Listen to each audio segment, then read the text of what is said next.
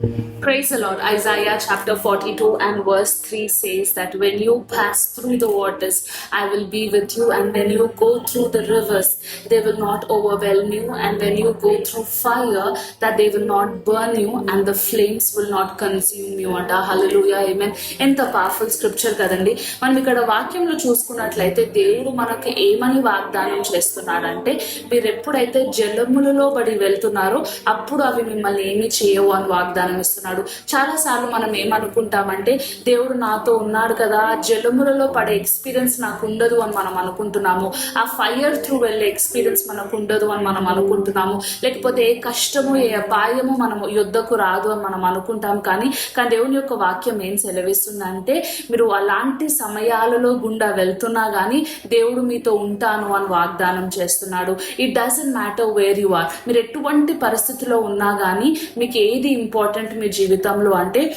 దేవుడు మీతో ఉండడం, మీ తోడై ఉండడమే ఇంపార్టెంట్. హల్లెలూయా. అందుకే I just want to encourage you today. మీరు ఒకవేళలో మీరు జలములో ఉన్నట్లు మీకు అనిపిస్తున్నా, ఒకవేళ మీరు అగ్నిలో ఉన్నట్టు మీకు అనిపిస్తున్నా, మీరు భయపడాల్సిన పని ఏమీ లేదు అని వాక్యం సెలవిస్తుంది. ఎందుకంటే దేవుడు మీతో తోడై ఉన్నాడంట.